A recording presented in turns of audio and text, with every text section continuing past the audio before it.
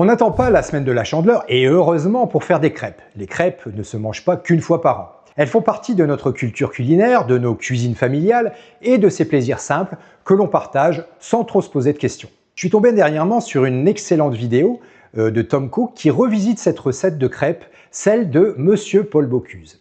Et j'ai eu envie de faire un lien un peu inattendu entre la crêpe et la médecine traditionnelle chinoise, en partant justement de cette recette emblématique, celle de Monsieur Paul. Monsieur Paul, pour nous les cuisiniers, c'est une figure fondatrice, un homme qui a défendu toute sa vie le goût, la générosité et la liberté en cuisine, sans jamais chercher à s'excuser d'aimer le beurre, la crème et les recettes franches. Sa cuisine ne se justifiait pas, elle s'assumait, et sa recette de crêpes est exactement dans cette lignée. Une cuisine assumée et sans compromis. Sans plus tarder, on passe tout de suite à cette recette. Pour cette belle recette de crêpes, on aura besoin de 500 g de lait entier cru. Je l'ai trouvé au rayon frais du supermarché, là où on trouve les yaourts. N'allez pas prendre une brique de lait pasteurisé, ça n'a aucun intérêt. Il nous faudra également 2 cuillères à soupe de sucre, donc globalement ça fait 30 g. On a besoin de 250 g de farine, 250 g de beurre, oui, vous avez bien entendu, quand je vous disais que Paul Bocuse était généreux. On a besoin également de 4 œufs et d'une bonne pincée de sel. Alors, on va déjà commencer par mettre le beurre à fondre. On va le faire fondre noisette, ce beurre. Faire fondre le beurre. On veut qu'il soit noisette. Alors, noisette, c'est pas cramé, c'est juste bien avant cramé quand même. Pendant que notre beurre fond gentiment, on va délayer la farine avec le lait entier.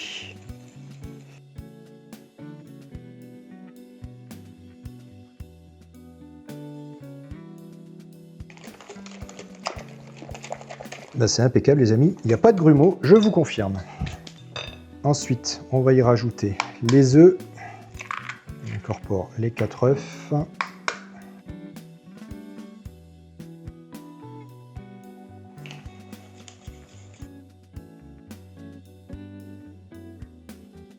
Continue avec le sucre. Vraiment, on a une super pâte homogène. Elle est lisse, elle est magnifique. Ce sera encore plus onctueux avec nos 250 g de beurre juste après. Allez, je vais mettre une pincée de sel. Ce sel qui est un exhausteur de goût qui va faire ressortir les arômes. Génial. Donc maintenant, on va récupérer notre beurre fondu. Je récupère ce beurre qui est bien noisette. Alors, il n'est pas brûlé, il est vraiment d'une jolie couleur brunâtre.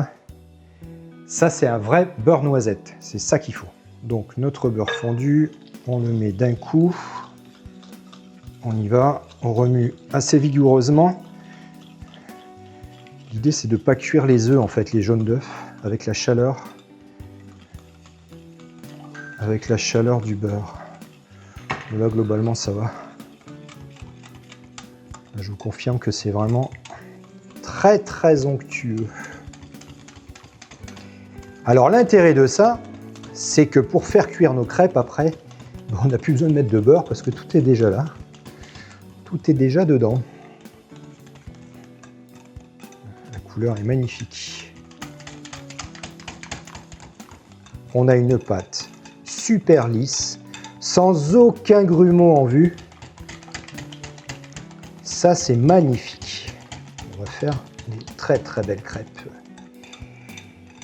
Et l'astuce maintenant, c'est de garder ça 2 heures au frais. Vraiment 2 heures pétantes au frigo. Donc au bout de 2 heures, j'ai une pâte super fluide, brillante, qui est magnifique. Là, elle sort du frigo.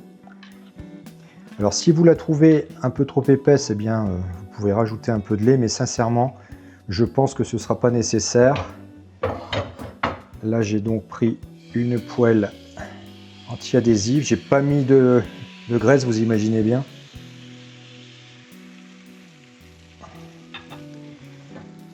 Il y en a suffisamment. Et donc là, on va laisser cuire un petit peu.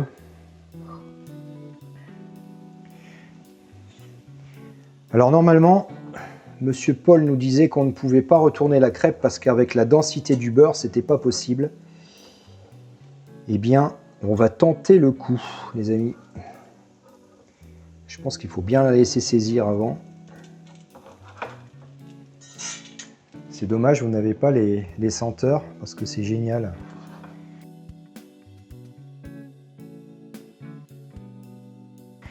Allez, on essaye de retourner ça. Normalement, on la retourne délicatement avec une spatule, mais je vais essayer de la faire sauter. Yes! C'est bon ça! Eh ben ça marche, Monsieur Paul.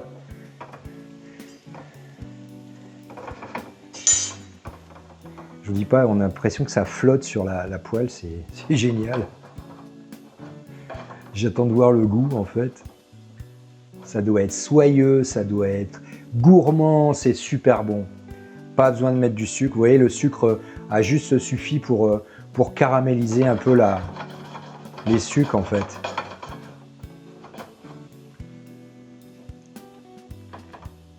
Allez, c'est bon, il y en a 50 comme ça à faire. On passe à la suite. Si on regarde maintenant cette recette avec le regard de la médecine traditionnelle chinoise, on peut lui trouver un véritable intérêt nutritionnel, à condition de ne pas raisonner en calories ou en pourcentage. En tant que praticien, c'est ce qu'on ne fait jamais d'ailleurs. Mais on va raisonner en fonction de ce que le corps est capable d'en faire. Donc en médecine chinoise, un aliment n'est jamais jugé sur sa composition brute, mais sur sa capacité à être transformé efficacement en énergie. Cette crêpe, riche en beurre, en œufs et bien cuite, apporte une énergie dense, stable et durable. Elle ne stimule pas brutalement, elle soutient. Elle nourrit le qi sans le disperser. Les œufs jouent ici un rôle central. La médecine chinoise nous dit que l'œuf est un aliment qui nourrit à la fois le qi et le sang. Il soutient la matière, la récupération, la construction, là où le beurre ancre l'énergie dans la durée et là où la farine apporte un socle énergétique continu. L'ensemble crée une préparation chaude, homogène et profondément nourrissante, qui facilite le travail digestif quand le terrain s'y prête. En médecine chinoise, on dirait que cette recette soutient la rate et l'estomac, mais aussi le sang, ce qui explique pourquoi elle peut être particulièrement intéressante en période de fatigue, de surmenage, de récupération physique ou mentale. Quand une recette est riche et généreuse, nourrissante, la médecine traditionnelle chinoise ne dit jamais qu'il faut la supprimer. Elle dit qu'il faut aider le corps à faire son travail. Et pour ça, elle dispose de deux outils très simples et très efficaces: la pharmacopée chinoise et l'acupuncture. En pharmacopée chinoise, on va trouver par exemple une plante clé utilisée ici contre le gras qui s'appelle Shenpi, l'écorce de mandarine séchée. Shenpi a une fonction très précise. Elle remet du mouvement dans la digestion, elle aide à éviter les sensations de lourdeur et elle facilite la transformation du gras. En langage moderne, on dirait qu'elle soutient une digestion plus fluide et plus confortable quand l'alimentation est riche. Concrètement, sans entrer dans des formules complexes, le zeste d'orange, de clémentine ou d'agrumes intégré au repas ou en fin de repas va déjà dans cette direction. On ne cherche pas à neutraliser la richesse, mais à l'accompagner intelligemment. Par exemple, vous prenez une bonne poignée de Shenpi et vous faites une décoction dans l'eau chaude, frémissante on va dire, pendant 10 minutes. Vous filtrez et vous buvez ça juste après avoir un peu refroidi. Ensuite, le deuxième levier qu'on a, c'est en acupuncture un point très efficace. On dit qu'il dissout les graisses après un repas trop riche ou trop gras. Alors, il ne dissout pas instantanément, mais il aide considérablement à la digestion. Je vous montre ça tout de suite. Ce point d'acupuncture, c'est le point estomac 40, que l'on appelle aussi Feng Long, qui veut dire abondance de glaire. Oui, je sais, c'est pas glamour, mais ça veut bien dire ce que ça veut dire. Il est là pour faire circuler les mucosités, les lourdeurs et les blocages. Vous aurez compris que ce 40e point du méridien de l'estomac est le point de référence quand il y a une sensation de lourdeur, de trop-plein ou de stagnation après un repas riche et a fortiori gras. Il aide le corps à transformer ce qui s'accumule et à remettre de la fluidité dans la digestion. Ce point se situe sur la face externe de la jambe, à mi-distance entre le genou et la cheville, exactement ici.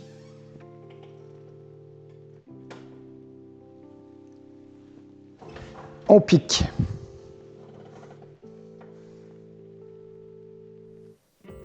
Voilà. Se situe ici.